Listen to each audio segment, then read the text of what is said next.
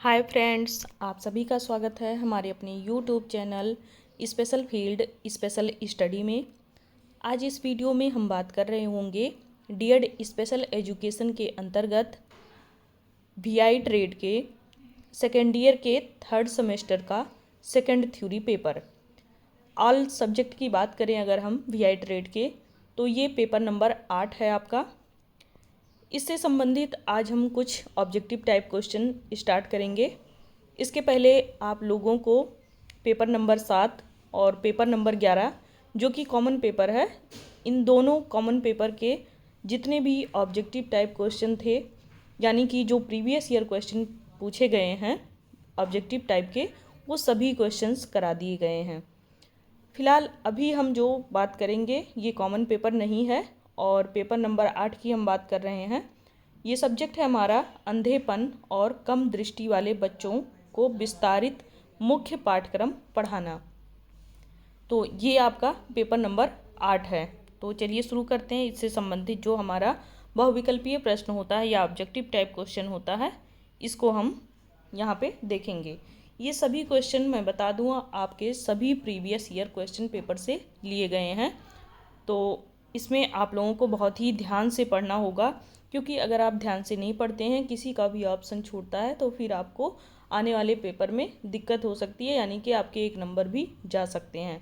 एक नंबर आपको यहाँ पे कलेक्ट करने हैं। तो इसके लिए आप लोगों को ऑब्जेक्टिव टाइप क्वेश्चन हो चाहे शॉर्ट टाइप क्वेश्चन हो या अन्य सब्जेक्ट से रिलेटेड आपको क्वेश्चन की अगर आवश्यकता है, आप पढ़ना चाह रहे हैं, तो आप हमारे इस चैनल पर विजिट करते हुए सभी की तैयारी अच्छे से कर सकते हैं।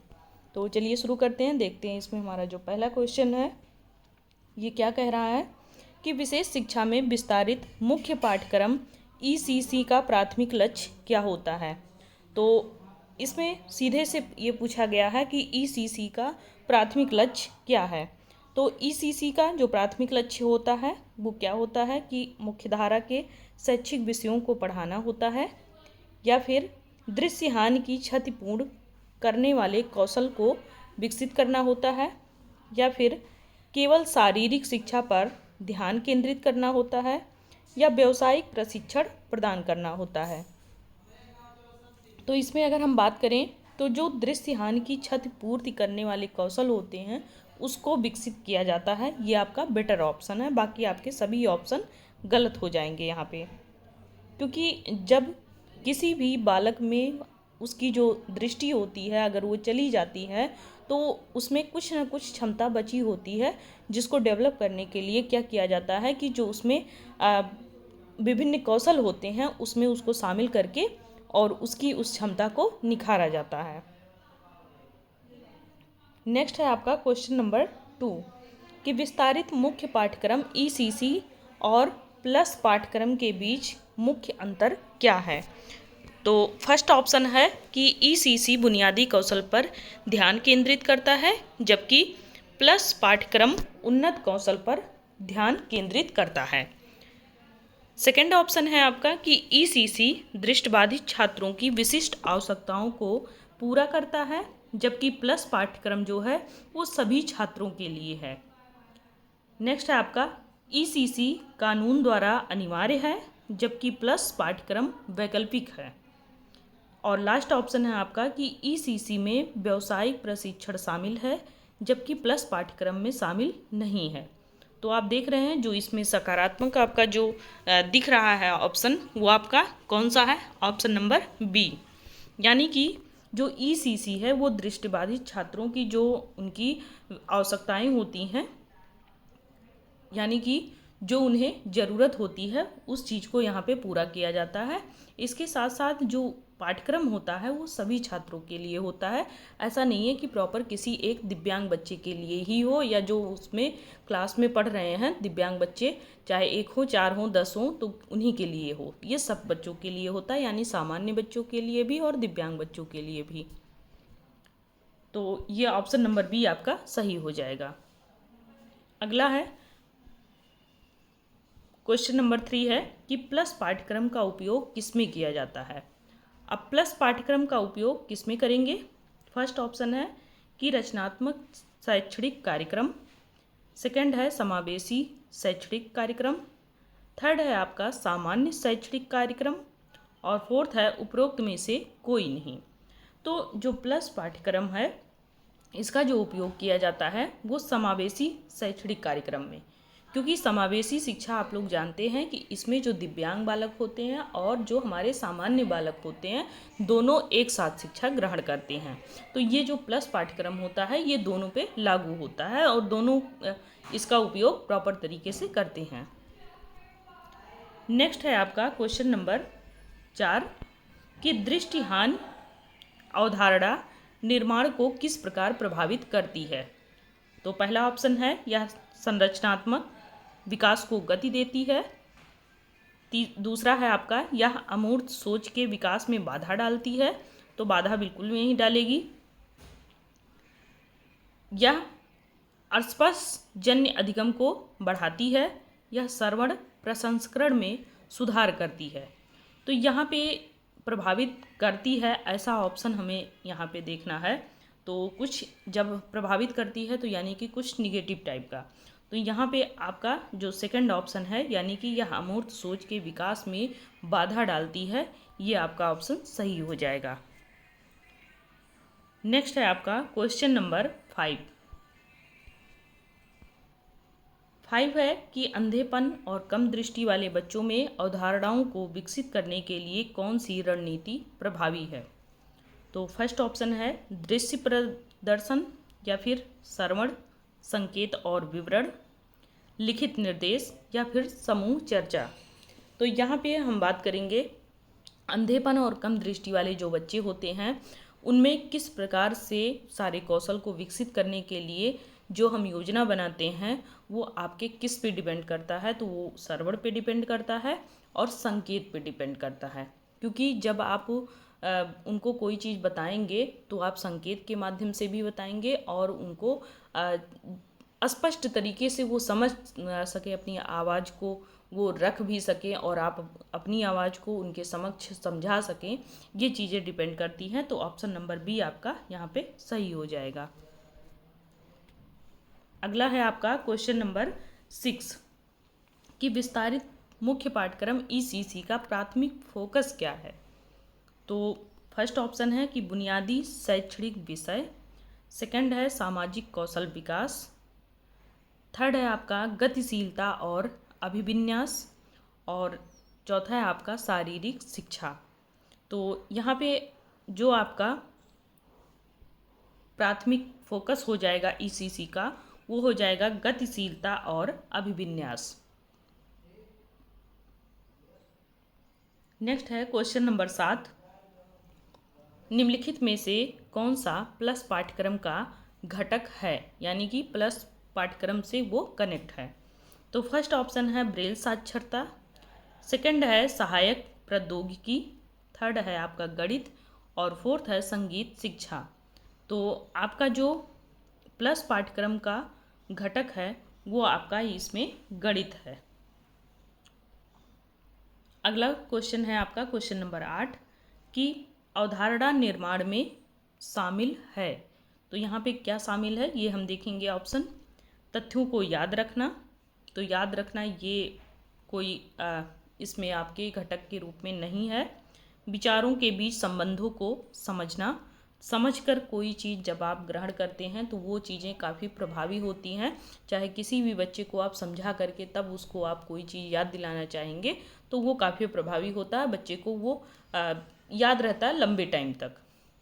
फिर शारीरिक व्यायाम, तो ये भी डिपेंड नहीं करता है आपका, और दृश्य सहायता के माध्यम से सीखना, तो ये भी आपका गलत हो जाएगा। आपका सेकंड ऑप्शन सही हो जाएगा। यहाँ पे आप देख सकते हैं चैनल का नाम special field special study.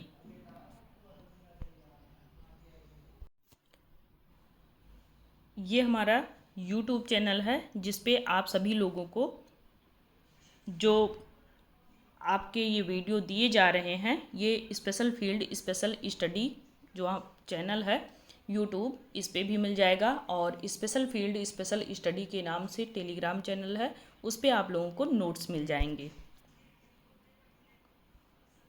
Next हम बात करेंगे क्वेश्चन नंबर 9 की कि विस्तारित मुख्य पाठ्यक्रम ECC दृष्टिबाधित बच्चों की शिक्षा में किस प्रकार सहायता करता है। तो फर्स्ट ऑप्शन है आपका कि केवल शैक्षणिक विषयों पर ध्यान केंद्रित करता है। तो यहाँ पे केवल अगर लग जा रहा है तो वो ऐसे भी गलत रहेगा, केवल एक चीज़ पे फोकस नहीं होता है। सामाजिक संपर्क के अवसर प्रदान करके, तो ये आपका सही हो सकता है। प्रतिस्पर्धी खेलों पर जोर दे करके, तो आप किसी भी बच्चे को यहाँ पे फोर्स नहीं कर सकते हैं कि वो आपसे आगे जा रहा तो आप भी उससे आगे जाइए। हाँ, मोटिवेट कर सकते हैं लेकिन आप उसको फोर्स नहीं कर सकते हैं। व्यावसायिक प्रशिक्षण को छोड़ करके, तो यहाँ पे जो आपका सही ऑप्शन होगा वो हो जाएगा आपका कि सामाजिक संपर्क के अवसर प्रदान करके। व्यावसायिक प्रशिक्षण को हम छोड़ नहीं सकते हैं, इसको भी हमें उन बच्चों को देना रहता है क्योंकि वो आगे चल करके अपने जीवन में रोजगार परक बन सकें। नेक्स्ट है आपका क्वेश्चन नंबर 10 कि दृष्टि की हानि मुख्य रूप से अवधारणा निर्माण को सीमित करके प्रभावित करती है। तो फर्स्ट ऑप्शन है आपका श्रवण प्रसंस्करण, सेकंड है स्पर्श अन्वेषण, और तीसरा आपका दृश्य जानकारी, और चौथा है घ्राण बोध। घ्राण बोध का मतलब होता है कि यहाँ पे आप सूंघ करके सारी चीज़ों को जानें। श्रवण का मतलब होता है सुन करके, स्पर्श का मतलब होता है छू करके, और दृश्य का मतलब आप जानते ही हैं देख करके। तो दृष्टिहानि में सबसे ज़्यादा अगर मुख्य रूप से किसी चीज़ को निर्माण किया जाता है तो वो क्या किया जाता है, आपके दृश्य जानकारी को, यानी कि जो चीज़ें आप देख नहीं सकते हैं उसके बारे में आपको बताना, उसकी जानकारी देना, उस दृश्य जानकारी को आपके समक्ष प्रस्तुत करना। तो ऑप्शन नंबर आपका सी सही हो जाएगा। नेक्स्ट है आपका प्रश्न नंबर 11 कि अवधारणा निर्माण के किस चरण में अवधारणाओं के अर्थ और विशेषताओं को समझना शामिल है। तो फर्स्ट ऑप्शन है संवेदी जागरूकता, सेकंड है अवधारणा जागरूकता, थर्ड है आपका अवधारणा, और फोर्थ है आपका अन्वेषण। तो यहाँ पे आपका जो सी ऑप्शन है अवधारणा, ये आपका सही हो जाएगा। अगला क्वेश्चन है आपका क्वेश्चन नंबर 12 कि अंधेपन से ग्रस्त बच्चों में अवधारणा विकास के लिए रणनीतियों में अक्सर शामिल होते हैं। तो अक्सर इसमें क्या शामिल होते हैं। फर्स्ट ऑप्शन है दृश्य प्रदर्शन, रंग कोडिंग, श्रवण स्पष्टीकरण, और लिखित अभ्यास। तो दृश्यहानि में सबसे ज़्यादा जोर किस पे दिया जाता है, श्रवण स्पष्टीकरण पे, क्योंकि जब बच्चा सुन रहा होता है, सुनने की स्थिति में होता है, तो उस टाइम पे जो आवाज़ उसके कानों तक पहुंच रही हो वो काफ़ी स्पष्ट हो। नेक्स्ट है क्वेश्चन नंबर 13 कि विस्तारित मुख्य पाठ्यक्रम में निम्नलिखित विषयों में विशेष निर्देश शामिल हैं। तो फर्स्ट ऑप्शन है दृश्य कला, सेकंड है आपका सामाजिक कौशल, थर्ड है आपका विज्ञान प्रयोग, फोर्थ है आपका प्रतिस्पर्धी खेल। तो यहाँ पे आपका बी ऑप्शन सही हो जाएगा, सामाजिक कौशल। अगला क्वेश्चन है आपका क्वेश्चन नंबर 14 कि अवधारणा निर्माण निम्नलिखित के लिए महत्वपूर्ण है। तो अवधारणा जो निर्माण है ये किसके लिए महत्वपूर्ण है। नंबर 1 स्मरण शक्ति को बढ़ाने के लिए, या फिर अमूर्त विचारों को समझने के लिए, या शारीरिक फिटनेस के लिए, या तथ्यों की समीक्षा के लिए। तो स्मरण जो होता है याद करना, तो ये आपका रटने या याद करने इस पे जोर नहीं देता है। अमूर्त विचारों को समझ करके जानना, ये आपका सही हो जाएगा। बाकी शारीरिक फिटनेस और तथ्यों की समीक्षा ये आपके यहाँ पे ऑप्शन सही नहीं होंगे। ऑप्शन नंबर बी आपका सही होगा। अगला है क्वेश्चन नंबर 15 कि दृष्टि की हानि संवेदी विकास को कैसे प्रभावित करती है। तो यहाँ प्रभावित पूछ रहा है, या स्पर्श संवेदनशीलता को बढ़ाती है, या फिर ये श्रवण अवधारणा को कम करती है, या ये घ्राण अनुभवों को सीमित करती है, या स्वाद संवेदनशीलता में ये सुधार करती है। तो फर्स्ट ऑप्शन यहाँ पे सही हो जाएगा क्योंकि यह स्पर्श संवेदनशीलता को बढ़ाती है। नेक्स्ट है आपका क्वेश्चन नंबर 16 कि प्लस पाठ्यक्रम विस्तारित मुख्य पाठ्यक्रम से इस अर्थ में भिन्न है कि इसमें व्यावसायिक प्रशिक्षण शामिल है, या विशेष रूप से सामाजिक कौशल पर ध्यान केंद्रित करता है, या शारीरिक शिक्षा को शामिल नहीं करता है या शैक्षणिक विषयों को शामिल करता है। तो यहाँ शैक्षणिक विषयों को शामिल करना ही आपका यहाँ पे प्लस पाठ्यक्रम का अंग माना जाता है। इसका मुख्य कार्यक्रम यही होता है और इसका अर्थ भी यही होता है कि शैक्षणिक जो विषय हैं इसको शामिल कर लिया जाए। अगला है क्वेश्चन नंबर 17 आपका कि अवधारणा विकास में निम्नलिखित क्षमता शामिल है। तो अवधारणा विकास में कौन सी क्षमता शामिल है? नंबर 1 जानकारी को सुनाना, या नंबर 2 ज्ञान को समझना और लागू करना, या फिर शारीरिक कार्य करना, या गणितीय समीकरण हल करना। तो यहाँ पे आपको ज्ञान को समझ करके तब वो आप लागू करेंगे, तो यही आपका ऑप्शन बी आपका सही हो जाएगा। अगला है क्वेश्चन नंबर 18 कि दृष्टि हानि से निम्नलिखित में चुनौतियाँ उत्पन्न हो सकती हैं। तो दृष्टि हानि से निम्नलिखित में क्या चुनौतियाँ उत्पन्न हो सकती हैं? नंबर 1 मौखिक संचार, नंबर 2 सामाजिक संपर्क, या नंबर 3 स्पर्शजन्य शिक्षण, या फिर श्रवण प्रसंस्करण। तो इन चारों में से जो आपका ऑप्शन नंबर बी है सामाजिक संपर्क, ये आपका सही हो जाएगा, क्योंकि जो सामाजिक संपर्क होता है यही जो बच्चे देख नहीं सकते उनके लिए काफ़ी बाधाएं डालती हैं। नेक्स्ट है क्वेश्चन नंबर 19 कि विस्तारित मुख्य पाठ्यक्रम में शिक्षण रणनीतियों का प्राथमिक फोकस क्या है? फर्स्ट ऑप्शन है दृश्य शिक्षण, सेकंड ऑप्शन है श्रवण कौशल, थर्ड है स्पर्श और संवेदी विकास, और फोर्थ है प्रतिस्पर्धी खेल। तो यहाँ पे आपका ऑप्शन नंबर सी स्पर्श और संवेदी जो विकास होता है ये बच्चों में अक्सर डेवलप किया जाता है ताकि बच्चे अच्छे से प्राथमिक फोकस कर पाएँ, या कह लीजिए उस चीज़ पे फोकस कर पाएँ। नेक्स्ट और लास्ट क्वेश्चन है हमारे इस वीडियो का, वो है आपका क्वेश्चन नंबर 20 कि निम्नलिखित में से कौन सा विस्तारित मुख्य पाठ्यक्रम में शामिल नहीं है? जहाँ कहीं भी नहीं आए उसको आप तुरंत गोला बना लीजिए या अंडरलाइन कर लीजिए, उसी के अनुसार आप यहाँ पे ऑप्शन ढूंढिए। पहला है प्रतिपूरक कौशल, दूसरा है नए विचारों और रिश्तों की खोज, तीसरा है स्वतंत्र जीवन कौशल, या फिर अभिविन्यास व गतिशीलता।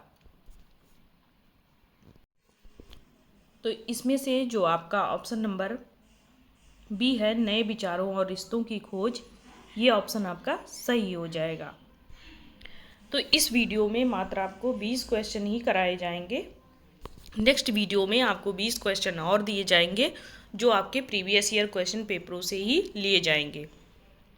तो तब तक के लिए इस वीडियो में इतना ही। आप लोग अगर तैयारी नहीं कर रहे हैं तो अब से तैयारी करना स्टार्ट कर दीजिए। 20 जून से आपका पेपर होना है, अभी से तैयारी करेंगे तो अच्छी तैयारी हो जाएगी, आगे आपको कोई समस्या नहीं आएगी। यदि कोई समस्या आ रही है तो आप लोग पूछ भी सकते हैं, और कमेंट बॉक्स में आप अपने सवाल को भी डाल सकते हैं और कमेंट भी कर सकते हैं कि आपको वीडियो कैसी लग रही है। तो तब तक के लिए बहुत बहुत धन्यवाद।